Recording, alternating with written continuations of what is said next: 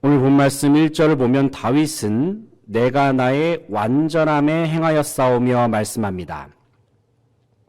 여기서 다윗이 말하는 완전함은 자신의 모든 행위 속에 아무런 흠이나 허물을 찾을 수 없다라는 의미가 아닙니다.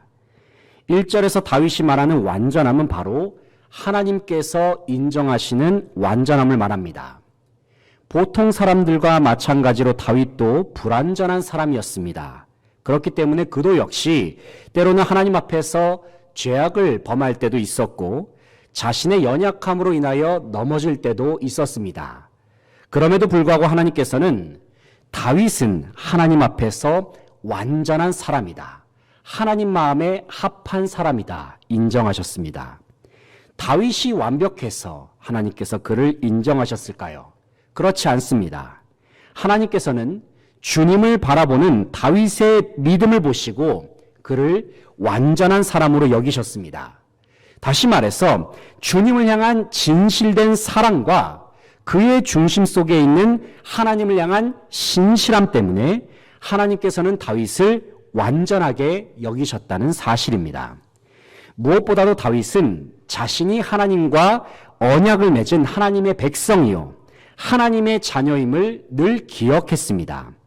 그리고 다윗은 하나님과 맺은 언약을 늘 기억하면서 주님의 언약을 신실하게 지키고자 애를 썼습니다. 그뿐만 아니라 다윗은 주님의 말씀을 모든 생활 속에서 소중히 여기고자 최선을 다했습니다. 하지만 그의 인생은 자신을 무고하게 참소하고 대적하는 악인들로 인하여 수많은 고통 속에 놓여 있었습니다. 제 아무리 삶 속에 하나님을 의지했던 다윗이라 할지라도 자신의 삶 속에 맹렬하게 다가오는 고난을 마주할 때면 참으로 막막하고 힘겹기만 했습니다. 그렇지만 다윗은 환난이 가득했던 삶의 현실 속에서도 끝까지 포기하지 않았습니다. 주님을 향한 믿음을 저버리지 않았습니다. 특별히 오늘 본 말씀 속에서 다윗은 삶의 모든 어려움 중에서도 하나님을 믿음으로 바라보면서 주님 앞에 간절한 마음으로 기도합니다. 그리고 결국에는 자신을 도우시고 구원하실 하나님을 기대하면서 다윗은 주님 앞에서 위대한 믿음의 결단을 드립니다. 오늘 본 말씀인 시편 26편 말씀은 대적들로부터 무고한 비방과 공격을 받는 현실 속에서 하나님 앞에 굳센 믿음을 다시금 결단하는 다윗의 고백이 담겨 있습니다. 이 시간 다윗의 믿음의 결단을 살펴보면서 우리의 인생의 위기와 고난 속에서 하나님 앞에 어떠한 믿음의 결단으로 나아가야 하는지 본문을 중심으로 함께 생각해 보기를 원합니다. 첫째는 하나님 앞에서 진실한 마음을 결단해야 합니다. 본문 1절, 2절 말씀을 함께 읽겠습니다. 시작. 내가 나의 완전함에 행하였사오며 흔들리지 아니하고 여호와를 의지하였사오니 여호와여 나를 판단하소서. 여호와여 나를 살피시고 시험하사 내 뜻과 내 양심을 단련하소서. 아멘. 1절의 하반절을 보면 여호와여 나를 판단하소서 말씀합니다. 또 2절을 보면 여호와여 나를 살피시고 시험하사 내 뜻과 내 양심을 단련하소서 말씀합니다. 여기서 다윗은 자신의 마음이 하나님 앞에서 진실하다고 고백합니다. 이것은 다윗 스스로가 하나님 앞에서 자신의 마음이 완전 무결하다고 주장하는 것이 아닙니다. 다윗 자신은 스스로가 여전히 부족하고 연약하다는 사실을 잘 알고 있었습니다. 하지만 그의 마음속에는 그 누구보다도 하나님을 진실되게 사랑하고 있고 주님의 말씀과 주님께서 주신 언약을 생명보다 귀하게 여기는 마음이 있었습니다. 그는 매 순간 진심 어린 마음으로 주님의 언약을 지키기 위해서 최선을 다해왔습니다. 그렇기 때문에 다윗은 하나님 앞에서 자신의 중심에 담겨있는 주님을 향한 진실된 마음을 주님께 내어보이면서 하나님께서 다윗을 판단해 주시기를 호소하고 있습니다. 사랑하는 성도 여러분, 하나님께서는 사람의 겉모습과 외모를 보시지 않습니다. 하나님께서 진정 사람에게 원하시는 것은 하나님을 생각하는 그 마음의 중심입니다. 사무엘상 16장 7절을 보면 사람은 외모를 보거니와 나 여호와는 중심을 보느니라 말씀합니다.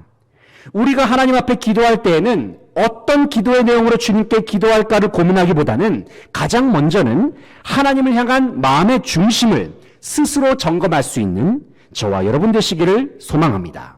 그리하여 마음을 다하여 뜻을 다하여 힘을 다하여 오직 주님만 사랑하기로 결단하며 나아가는 모든 성도들, 특별히 주님을 진실된 마음으로 바라보기로 결단하는 저와 여러분 되시기를 간절히 소망합니다. 둘째는 하나님 앞에서 거룩한 마음을 결단해야 합니다. 본문 3절로 5절 말씀을 함께 읽겠습니다. 시작. 주의 인자하심이 내 목전에 있나이다. 내가 주의 진리 중에 행하여 허망한 사람과 같이 앉지 아니하였사오니 간사한 자와 동행하지도 아니하리이다. 내가 행악자의 지폐를 미워하오니 악한 자와 같이 앉지 아니하리이다. 아멘. 4절을 보면 허망한 사람과 같이 앉지 아니하였사오니 간사한 자와 동행하지도 아니하리이다 말씀합니다. 또 이어지는 5절 말씀을 보면 내가 행악자의 지폐를 미워하오니 악한 자와 같이 앉지 아니하리이다 말씀합니다. 여기서 다윗은 자신이 악한 무리들과 함께하지 않았고 그들과 같은 자리에 앉지 않았음을 주님 앞에 고백합니다. 당시 이스라엘의 관습에서 누군가와 한 자리에 함께 앉아있는 것은 상대방의 인격을 받아주고 그와 사귀고 교제한다는 의미가 있습니다. 다윗이 허망한 자들, 간사한 자들, 행악자들과 같은 악한 무리들과 자리를 같이 하지 않았던 이유가 무엇입니까? 그것은 그들이 저지르는 죄악에 동참하지 않기 위해서였습니다.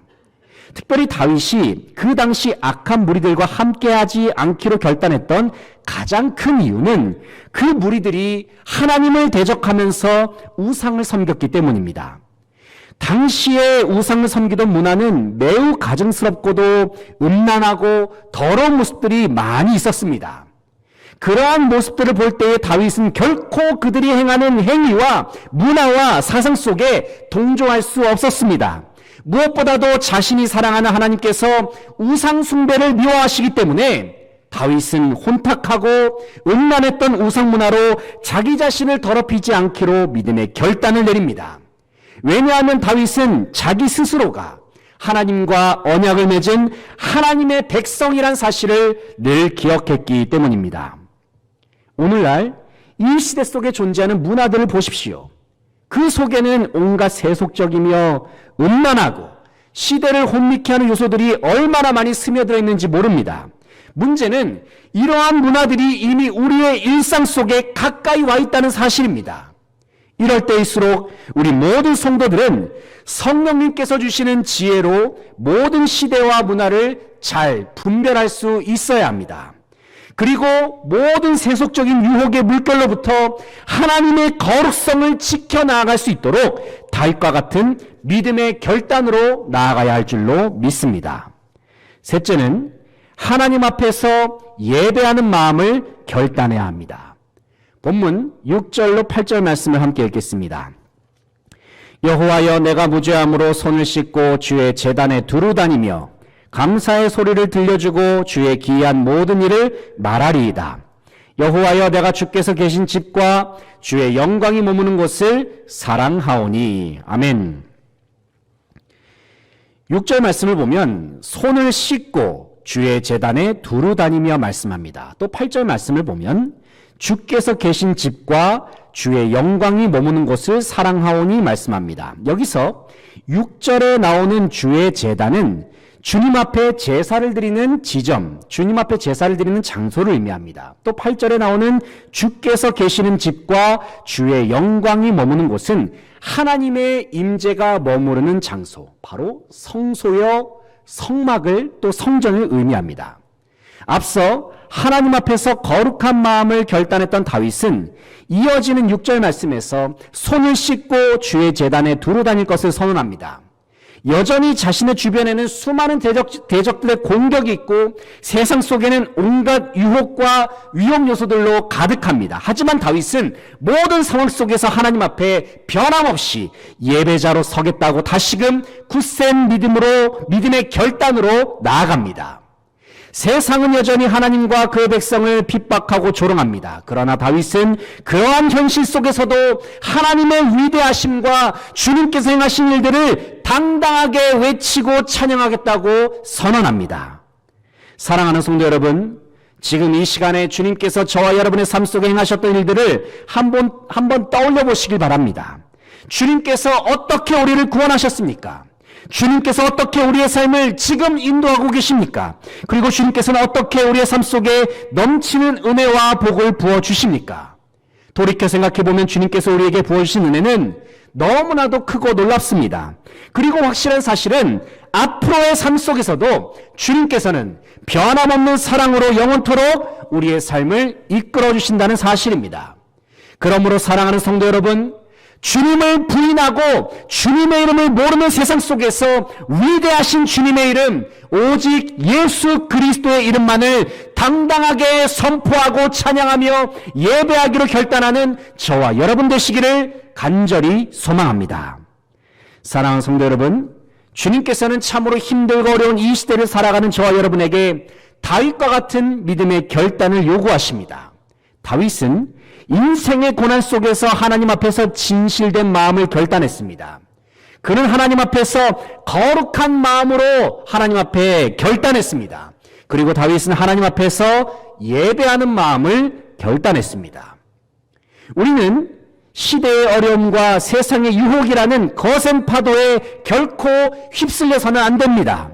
그럴 때일수록 우리는 더욱 주님의 말씀과 주님과 맺은 언약에 깊이 뿌리를 박으면서 흔들리지 않는 견고한 믿음으로 굳건하게 서 있어야 합니다. 오늘날은 그 어느 때보다도 믿음의 결단이 절실하게 필요한 시기입니다.